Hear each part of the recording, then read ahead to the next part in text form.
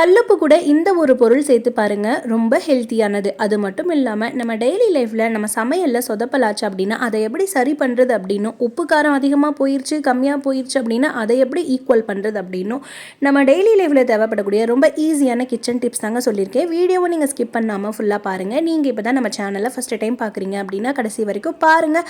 பிடிச்சிருந்துச்சு அப்படின்னா நம்ம சேனலை மறக்காமல் சப்ஸ்கிரைப் பண்ணி கூட இருக்க பெல்லைக்கானையும் ஆல்னு கிளிக் பண்ணி வச்சு அப்போ தான் நோட்டிஃபிகேஷனில் காட்டும். மறக்காமல் நீங்கள் செக் பண்ணி பாருங்கள். ஃபஸ்ட்டு டிப், நம்ம பூரிக்கு உருளைக்கிழங்கு மசாலா செய்யணும் அப்படின்னா இது கொஞ்சம் தண்ணி மாதிரி போயிடுச்சு அப்படின்னா இதை எப்படி சரி பண்ணுறதுன்னு பார்க்கலாம். அது மட்டும் இல்லாமல் இதில் உப்பு அதிகமாக போட்டுட்டோம் அப்படின்னாலும் இதை ஈஸியாக நம்ம சரி பண்ணிடலாங்க.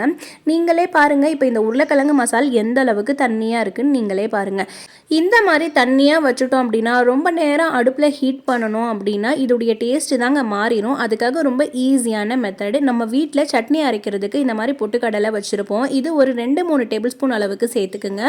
உங்களுக்கு எந்த அளவுக்கு தேவைப்படுமோ அந்த அளவுக்கு சேர்த்து மிக்சியில் இதை நல்லா நைஸாக நம்ம அரைச்சிட்டு வந்துடலாம்.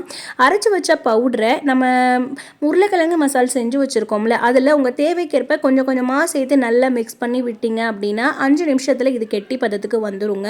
உங்ககிட்ட இந்த மாதிரி பொட்டுக்கடலையெல்லாம் அரைச்சி செய்கிறதுக்கு நேரம் இல்லை அப்படின்னா அழகாக வீட்டில் பஜ்ஜி மாவு வச்சுருக்கீங்க, கடலை மாவு வச்சுருக்கீங்க அப்படின்னா அது 2-3 டேபிள் ஸ்பூன் அளவுக்கு தண்ணியில் ஊற்றி நல்லா கரைச்சிட்டு அதை இதில் சேர்த்தணும் அப்படின்னாலுமே கெட்டி பதம் வந்துடும். டேஸ்ட்டுமே நல்லாயிருக்கும். ஆனால் கடலை மாவு விட இந்த மாதிரி பொட்டுக்கடலை மாவு சேர்த்தணும் அப்படின்னா இது நல்ல டேஸ்ட்டு கொடுக்கும்.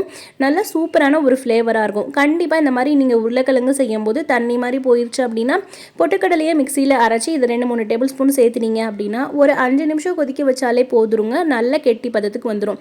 இப்போ நான் நல்லா 5 நிமிஷம் கொதிக்க வச்சதுக்கப்புறம் காட்டுறேன் பாருங்கள் எந்த அளவுக்கு கெட்டியாகி வந்திருக்குன்னு. டேஸ்ட்டுமே சூப்பராக இருக்கும். கண்டிப்பாக நீங்களும் ட்ரை பண்ணி பாருங்கள், ரொம்ப ஹெல்ப்ஃபுல்லாக இருக்கும். நெக்ஸ்ட் டிப்பு, இதே மாதிரி நம்ம உருளைக்கிழங்கு செஞ்சதில் உப்பு கொஞ்சம் அதிகமாக போட்டுட்டோம் அப்படின்னா இதுக்கு ரொம்ப ஈஸியான மெத்தடுங்க. உப்பு நம்ம எந்த ஒரு குழம்புலையா இருக்கட்டும், இந்த மாதிரி மசால் கிரேவி எதில் அதிகமாக போட்டுட்டாலும் சரி, 2 உருளைக்கிழங்க நல்லா வேக வச்சு அந்த உருளைக்கிழங்க நீங்கள் மேஷ் பண்ணியோ அல்லது கட் பண்ணியோ சேர்த்துட்டீங்க அப்படின்னா அந்த ஈக்குவலாக அந்த உப்பு அப்படியே காணாமல் போயிடும். நீங்கள் உப்பு அதிகமாக போட்டுட்டீங்க அப்படின்னா கண்டிப்பாக இந்த மாதிரி உருளைக்கிழங்க சேர்த்துனீங்க அப்படின்னா கண்டிப்பாக உப்பு கம்மியாயிருங்க. ஃபஸ்ட்டு டைம் சமைக்கிறவங்க எப்போவுமே உப்பு அதிகமாக போட்டுருவாங்க. அந்த மாதிரி எந்த சமையலில் அதிகமாக செஞ்சாலும் சரி 2 உருளைக்கிழங்க நல்லா நசுக்கி சேர்த்துட்டோம் அல்லது இந்த மாதிரி கட் பண்ணி குழம்புலையோ அல்லது கிரேவிலையோ அல்லது இந்த மாதிரி உருளைக்கிழங்கு மசாலையோ சேர்த்துட்டீங்க அப்படின்னா உப்பு எல்லாமே ஈக்குவல் ஆயிரும். ரொம்ப சிம்பிளான டிப்பு தான். இப்போ நீங்களும் ட்ரை பண்ணி பாருங்கள். இந்த டிப்பு பிடிச்சிருந்துச்சு அப்படின்னா மறக்காமல் இந்த வீடியோக்கு ஒரு லைக் கொடுத்துக்குங்க. நெக்ஸ்ட் டிப்பு, நம்ம வீட்டில் ஃப்ரிட்ஜெல்லாம் எதுவுமே இல்லாமல் மல்லி புதினா கருவேப்பிலை எது ஸ்டோர் பண்ணுறதா இருந்தாலும் ஒரு சின்ன டம்ளரில் தண்ணி ஊற்றி நம்ம வாங்கிட்டு வந்த மல்லித்தலை புதினா கருவேப்பிலை எதாக இருந்தாலும் அந்த தண்ணியில் அந்த வேர் படுற மாதிரி போட்டு வச்சுட்டோம் அப்படின்னா ரொம்ப நாளைக்கு ஃப்ரெஷ்ஷாக இருக்குங்க. ரொம்ப சிம்பிளான மெத்தடு. கண்டிப்பாக ட்ரை பண்ணி பாருங்கள்.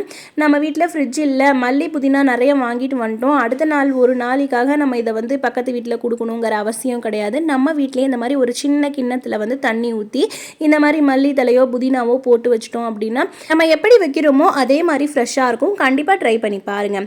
நெக்ஸ்ட் டிப்பு, நம்ம வடை சொல்கிறோம் அப்படின்னா கார வடைக்கு கொஞ்சம் கூட தண்ணி இல்லாமல் அதை நல்லா வடிகட்டிட்டு தான் நம்ம வடிகட்ட வைக்கணும். நம்மக்கிட்ட வடிகட்டி இல்லாத டைமில் இந்த மாதிரி ஜூஸ் நம்ம வடிகட்டுவோம்ல, அதை வச்சு நம்ம வடிகட்டிக்கலாங்க. அதில் 2 ஸ்பூனை மாட்டி விட்டுட்டு அந்த பவுலில் வச்சு விட்டுட்டு அதுக்கப்புறம் நீங்கள் பருப்பெல்லாம் இந்த மாதிரி போட்டிங்க அப்படின்னா நல்லா ஸ்டிஃபாக நிற்கும். நம்ம வெறும் ஜல்லடையை மட்டும் இந்த மாதிரி வச்சோன்னா நிற்காது. 2 ஸ்பூன் இந்த மாதிரி சைடில் போட்டு அதுக்கப்புறம் அந்த பவுலுக்கு மேலே இந்த மாதிரி வச்சோம் அப்படின்னா ரொம்ப நேரம் இதே மாதிரி இருந்து நல்லா தண்ணி எல்லாம் வடிகட்டி கொடுத்துரும். ரொம்ப சிம்பிளான டிப்பு. உங்ககிட்ட வடிகட்டியெல்லாம் எதுவும் இல்லை அப்படின்னா இந்த மாதிரி ஜூஸ் வடிகட்டுறது இருக்குது அப்படின்னா இதில் கூட நீங்கள் வடிகட்டி வச்சுக்கலாம். இந்த டிப்பு உங்களுக்கு பிடிச்சிருந்துச்சு அப்படின்னா மறக்காமல் இந்த வீடியோக்கு ஒரு லைக் கொடுத்துக்கோங்க. நம்ம சேனலில் எப்படி காடை வடை முறுமுறுன்னு சுடணும், 65 எப்படி கிறிஸ்பியாக கொஞ்சம் கூட மசாலா உதிராமல் செய்யணும்னு வீடியோ அப்லோட் பண்ணியிருக்கோம். மறக்காமல் நீங்கள் செக் பண்ணி பாருங்கள். நெக்ஸ்ட் டிப்பு, நம்ம பாவக்காய்லாம் வாங்குகிறோம் அப்படின்னா கண்டிப்பாக இந்த ஒரு டிப்பை நீங்கள் ட்ரை பண்ணி பாருங்கள். பாவக்காய் வாங்கி அதை கட் பண்ணி அதில் உள்ளே இருக்க விதைகள் நம்ம இந்த மாதிரி கத்தி வச்சு எடுத்தோம்னா அது ஒழுங்காகவே வராதுங்க. அங்கங்கே கொஞ்சம் பிசுறு பிசுறாக அந்த பாவக்காவுடைய விதைகள் இருக்கும். இது எடுக்கிறதுக்கு ரொம்ப ஈஸியான மெத்தடுங்க. நம்ம வீட்டில் ஸ்பூன் ஒன்று மட்டும் இருந்தால் போதும், அழகாக அந்த விதைகள் எல்லாத்தையுமே எடுத்துடலாம். நம்ம இந்த மாதிரி விதைகள் எடுக்க போகுது கத்தியில் என்ன தான் நம்ம க்ளீன் பண்ணாலும் பாருங்கள், அடியில் வந்து அந்த விதைகள்லாம் அப்படியே இருக்கும். இதுக்கு ரொம்ப ஈஸியான மெத்தட். இந்த மாதிரி ஒரு ஸ்பூன் இருந்துச்சு அப்படின்னா அது பின்பகுதியோ அல்லது முன்பகுதியோ இந்த மாதிரி வச்சு சுரண்டி எடுத்தோம் அப்படின்னா கொஞ்சம் கூட விதைகள் இல்லாமல் எல்லாமே அழகாக க்ளீன் ஆகி வந்துடும். ரொம்ப சிம்பிளான டிப்புங்க. கண்டிப்பாக நீங்கள் ட்ரை பண்ணி பாருங்கள். பாவக்காய் விதைகள் வந்து கொஞ்சம் கூட இல்லாமல் எடுக்கணும் அப்படின்னா நல்லா இந்த மாதிரி ஒரு ஸ்பூன் வச்சு எடுத்தாலே போதும். எந்த ஒரு வெஜிடபிள்ஸ் ஃப்ரூட்ஸாக இருந்தாலும் சரி இந்த மாதிரி ஒரு ஸ்பூன் வச்சு நம்ம எடுக்கும்போது அது நல்லா நீட்டாக அழகாக க்ளீன் ஆகிருங்க. பார்க்குறதுக்கு நல்லா கொஞ்சம் கூட அந்த பிசிறுத்தனம்லாம் இல்லாமல் இருக்கும். கத்தியில் க்ளீன் பண்ணால் கூட அந்த அளவுக்கு க்ளீன் ஆகாது. கண்டிப்பாக நீங்கள் இந்த மாதிரி ஒரு ஸ்பூன் வச்சு க்ளீன் பண்ணி பாருங்கள். அந்த அளவுக்கு ரொம்ப அழகாக ஈஸியாக வந்து சொடக்கு போடுற நிமிஷத்தில் உள்ளே இருக்க விதைகள் எல்லாத்தையுமே எடுத்துடலாம். இந்த டிப் உங்களுக்கு பிடிச்சிருந்துச்சு அப்படின்னா மறக்காமல் இந்த வீடியோக்கு ஒரு லைக் கொடுத்து நிறைய பேர் கூட இந்த வீடியோவை ஷேர் பண்ணிக்கோங்க.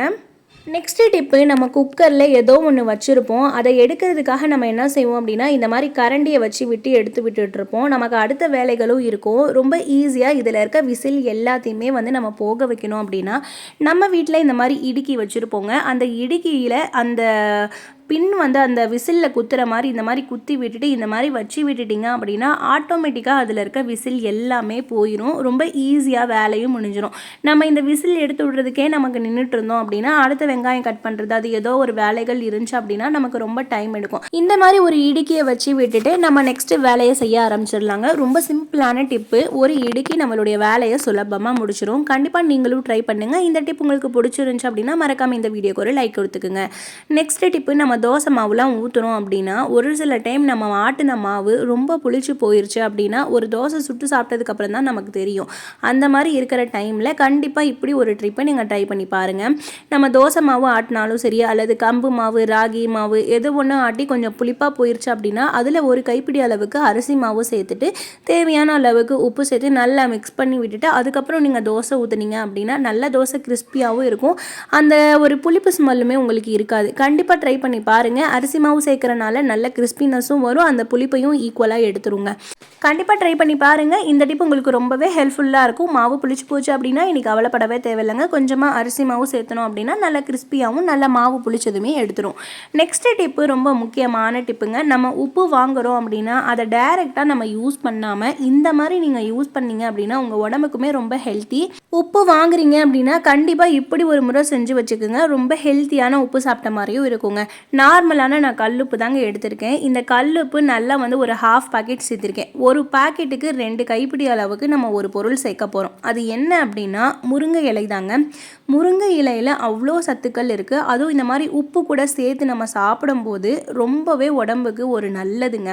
முருங்கை இலையை நல்லா லைட்டாக வந்து நிழல் உணர்த்தியாக ஒரு 2 நாள் வந்து காய வச்சுட்டேன்.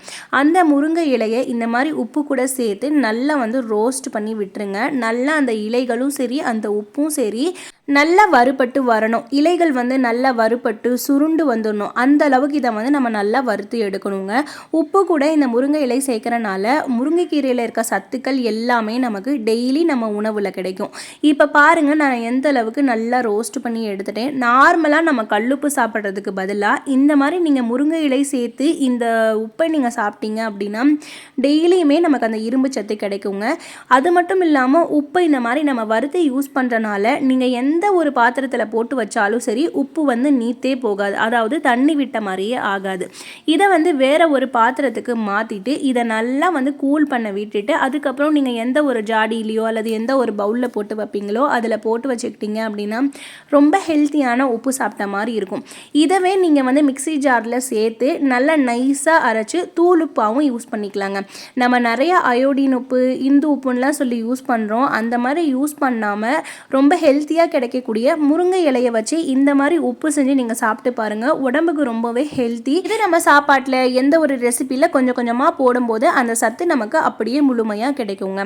நெக்ஸ்ட் டிப்பு, ஒரு கடாய் ஒன்று வச்சுருக்கேன். இதில் கொஞ்சமாக வந்து எண்ணெய் சேர்த்துக்கிறேன். எண்ணெய் சேர்த்துட்டு இதில் ஒரு முக்கியமான ஒரு பொருள் செய்ய போகிறோம். அதாவது நம்ம பிரியாணியெல்லாம் செஞ்சுருப்போம். அதில் தெரியாமல் கொஞ்சம் காரம் கம்மியாக போட்டுட்டோம் அப்படின்னா அது ருசியே இல்லாத மாதிரி இருக்கும்.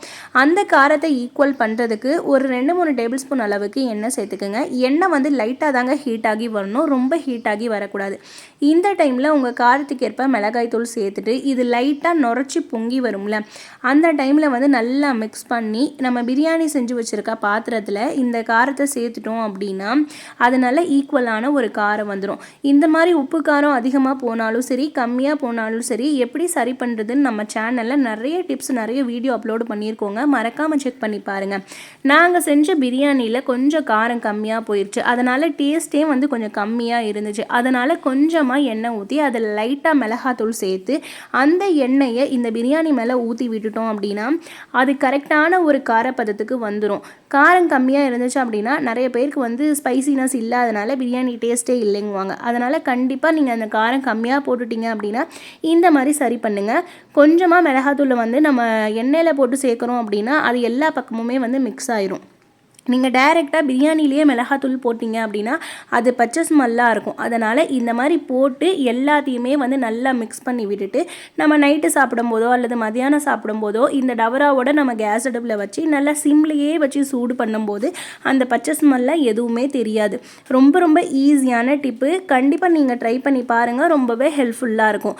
இதே மாதிரி நம்ம காரம் பிரியாணியில் அதிகமாக போட்டுட்டோம் அப்படின்னா நல்ல 4-5 தாராளமாக 5-6 டேபிள் ஸ்பூன் நெய்யை ஊற்றிட்டோம் அப்படின்னா அந்த காரத்தை அந்த நெய் வந்து அப்படியே எடுத்துரும், நல்ல டேஸ்டியாகவும் இருக்குங்க.